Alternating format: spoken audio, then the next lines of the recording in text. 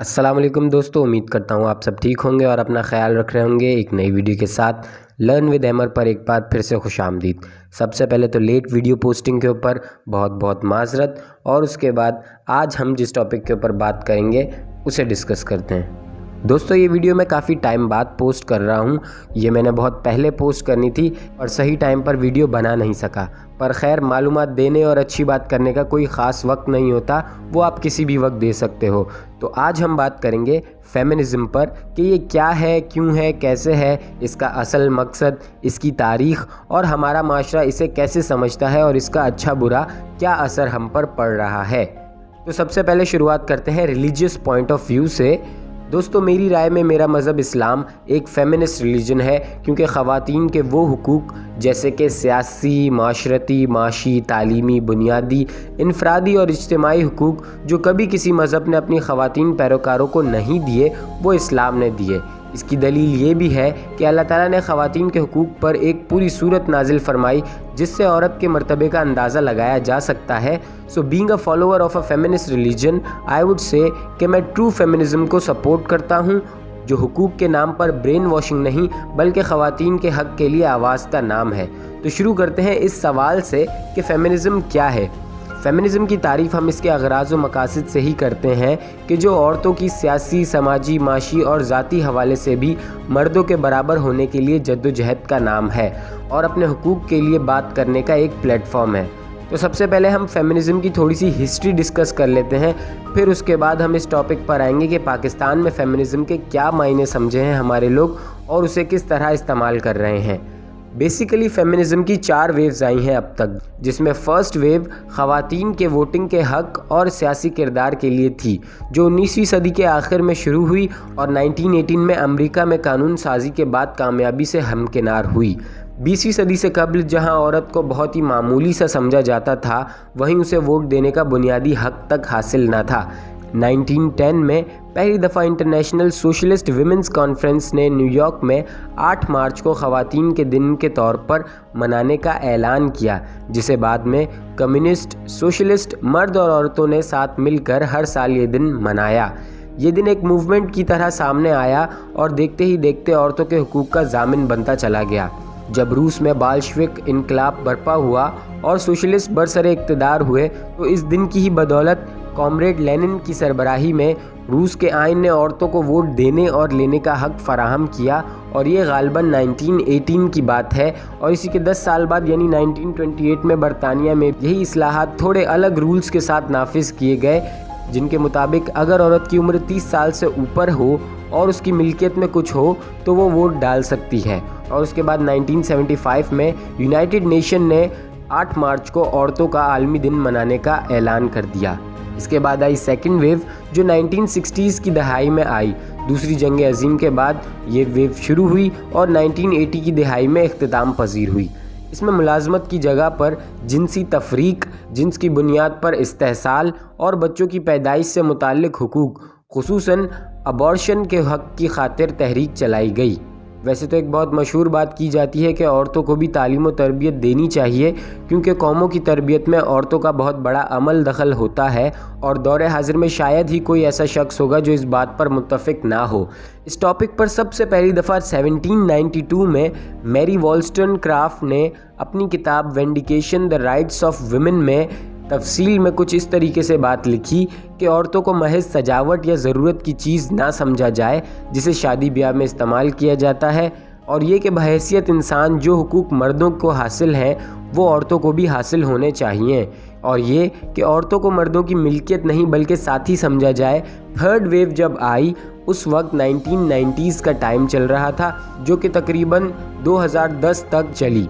Third wave में दूसरी लहर की तफसीलात और उसकी नाकामियों पर फोकस किया गया, खुसूसन मर्द के बराबर तनख्वाह यानी कि इक्वल वेजेस, अबॉर्शन राइट्स और दीगर चीज़ों पर भी बात की गई, लेकिन इन दो में इन्हें खातिर ख्वाह कामयाबी भी हासिल हुई। इस दौर में फ़ेमिनिज़म के असरात जब ज़िंदगी के दीगर शोबों पर पड़ने शुरू हुए तो ये गोरख दहंदा बनकर रह गया, और आज बहुत से लोगों और ख़ुद ख़वातीन के लिए फ़ेमिनिज़म के दायरे और मकासद को डिसाइड करना आसान काम नहीं रहा। इस लहर के नतीजे में फ़ेमिनिस्ट में कई तबके यानी कि फ़िरके हो गए हैं, जिनमें radical feminist, ego cultural feminist, eco feminist, academic feminist, liberal, reformist feminist और पता नहीं बहुत से अलग अलग फ़िरके आ चुके हैं। इसके बाद आई फोर्थ वेव, जिसे मी टू मूवमेंट भी कहते हैं। इसमें आलमी सतह पर ख़वातीन ने मर्दों के हाथों फिज़िकल हरासमेंट का इजहार किया है और बहुत से मशहूर व मारूफ मर्द इसकी जद में आए हैं। मुस्लिम ख़वातीन की बहुत बड़ी तादाद भी इन लहरों में से मुतासिर और इनमें मौजूद थपेड़ों के आगे बेबस नज़र आती हैं। इनके ख़याल में इस्लाम ने औरतों को जो हुकूक दिए हैं, फेमिनिज़म उनकी तर्जुमानी का बेहतरीन फ़ोरम है। बिलाशुबा इनमें से बहुत से मकासद और उमूर बहुत अच्छे भी हैं, लेकिन मसला यहाँ पर आता है कि लिबरल बुनियादों की वजह से हुदूद का तयन करना बहुत ज़्यादा मुश्किल हो गया है। लिहाजा आप देखेंगे कि औलाद की पैदाइश में कंसेंट या रजामंदी के हक़ की बात अबॉर्शन के हक़ के मुतालबे तक पहुँच चुकी है और ना मालूम आगे कहाँ तक जाएगी। जॉब प्लेसेस पर बराबरी के हुकूक की बात घरेलू जिम्मेदारियों से एक तरफ होने की वजह बन गई है और जैसा कि हालात चल रहे हैं और जो पेशन गोइयाँ हैं उनके मुताबिक आने वाले वक्त के अंदर औरतें औरतों के साथ ही शादी को तरजीह देंगी। तो बेसिकली फेमिनिज़म एक ऐसी तहरीक है जो ख़वातीन को जायज़ हुकूक दिलाने की तर्जुमान है। और अब ये तहरीक किस मोड़ पर चली गई है, आइए थोड़ा डिस्कस करते हैं।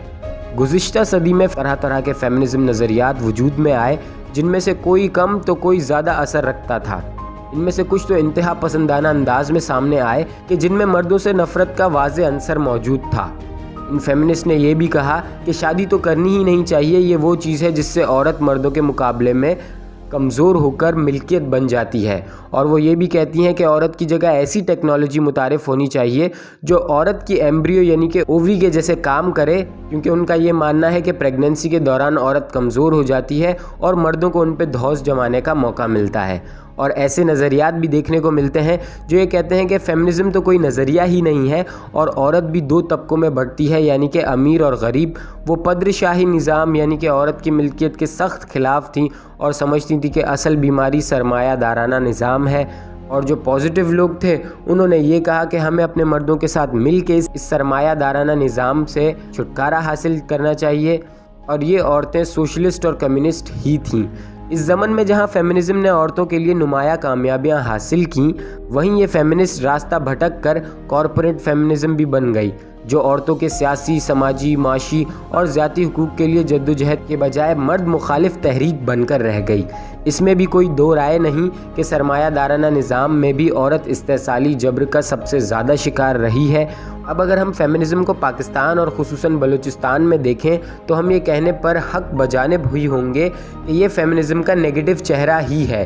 ख़ुसूसन पाकिस्तान, जहाँ हर चीज़ के नज़रिए का पॉजिटिव और नेगेटिव दोनों चीज़ें देखी जाती हैं, ख्वाह वो सोशलिज़म हो, मार्क्सिज़म हो, कम्युनिज़म हो, फेमिनिज़म हो और चाहे मज़ाहिब ही क्यों ना हो। मौजूदा सदी में पाकिस्तान में भी फेमिनिज़म 2012 से देखने को मिला है, मगर जिस तरह दूसरे ममालिक में फेमिनिज़म और फेमिनिस्ट ख़वातीन की बेहतरी के लिए बहुत काम किया, वैसे ही यहाँ पाकिस्तान के अंदर बलोच ख़वातीन को अगर आप देखा जाए तो यहाँ की फ़ेमिनिस्ट को बलूचिस्तान की ख़वातीन की हालत ज़ार जैसे दिखाई ही नहीं देती, जो तमाम तर इंसानी हुकूक से महरूम है। रियासती जबर यहाँ तक कि रियासती मशीनरियों के हाथों हैरेसमेंट का भी शिकार है। रिसर्च छोड़ के अगर मैं आपसे पर्सनल एक्सपीरियंस भी शेयर करूँ तो 2015 में मुझे एक दोस्त मिला जो कि बेसिकली बलूचिस्तान से था। जब उससे डिस्कशन हुआ तो उसने मुझे वहाँ की ख़वातीन के बारे में बताया, तो उसका ये कहना था कि बलूचिस्तान में आज तक ख़वातीन को चप्पल पहनने की इजाज़त नहीं है, क्योंकि चप्पल पहनना एक शान की बात है, लिहाजा ये सिर्फ मर्द ही पहन सकते हैं।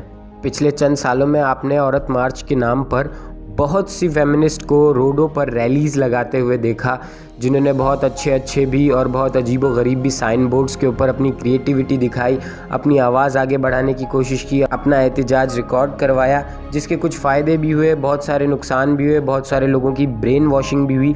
पॉजिटिव रुख तो मैंने आपको उसका सबका बता दिया। अगर आप हकीकी तौर पर देखें तो इस मार्च में वो ख़वातीन शामिल थीं जिनका ताल्लुक DHA और बड़े बड़े इलाकों से और बड़े बड़े कॉरपोरेट इदारों से था, जो बेसिकली ख़ुद 8-8, 10-10 हज़ार रुपये के सैंडल्स, 30-35 हज़ार रुपये के गुची के बैग्स और धूप से बचने के लिए 18-18 हज़ार के ग्लासेस लगा के इस मार्च में साइन बोर्ड्स पर अपनी क्रिएटिविटी दिखा रहे थे।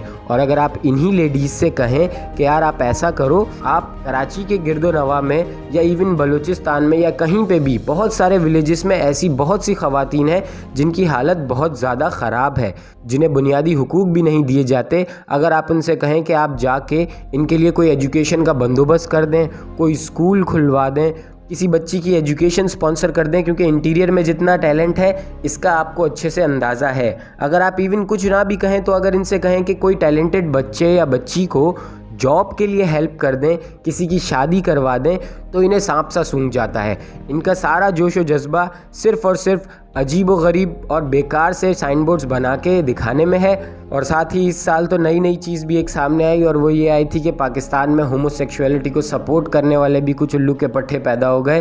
तो देखते हैं अब इस बार ये बात कहाँ तक जाती है। दोस्तों, ये वीडियो मेरी पर्सनल राय थी जिसमें मैंने आपको फेमिनिज़म का हकीकी मकसद और अब इसको किस तरीके से समझा जा रहा है और लिया जा रहा है वो सब बताने की कोशिश की। अगर इस वीडियो से आपकी मालूमात में इजाफा हुआ तो इसे लाइक और शेयर करें। अगर मैंने कुछ मिस कर दिया तो आप मुझे कमेंट में बताएं। फिर मुलाकात होगी अगली वीडियो के साथ, तब तक के लिए अपना ख्याल रखिएगा। अल्लाह हाफिज़।